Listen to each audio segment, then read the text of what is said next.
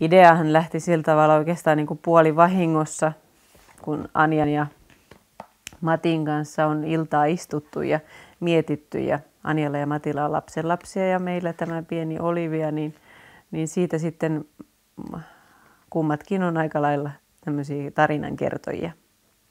Ja sitten pohdittiin, että mikä ettei sitten tehtäisi yhteistyötä lisää sitten sadun muodossa. Sitten mua tietenkin on innostanut nämä omat lapsenlapset, joille joutuu kertomaan satua ja Olivialle ollaan kerrottu kanssa paljon satuja.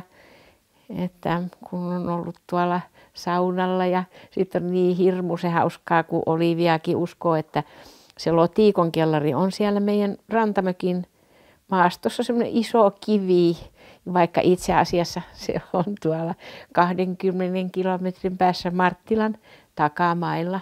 Niin, tämmöinen satukirjan projekti on hyvin semmoinen erilainen, kun vertaa sitä maalaukseen ja semmoiseen, eli on erittäin paljon rennompaa, mutta silti siinä on semmoinen oma viehätyksensä siinä, että se viiva, kun se piirtyy tähän paperille, niin sehän on sitten siinä. Tavallaan jos menee viivassa joku pieleen, niin sitten täytyy tehdä jo uusi kuva siihen. Eli tämä on sillä tavalla vaativampaa ja se kesti niin kuin hirvittävän pitkään ennen kuin alkoi käsi tottua tähän piirtämiseen ja siihen, että se alkoi tulemaan niin kuin kerralla siihen tämä kuva. Niin se Riki, mä oikein itsekään tiedä missä se klik oli, mutta kyllä se ihan tässä sohvalla niin kuin tapahtui ja alkuvuodesta jotenkin. Mutta sitä ennenhän me oltiin jo yhteistyötä tehty matkailun alalla, kun mä olin matkailua tehnyt harrastuksena, jos otan oikein useamman 10 vuotta.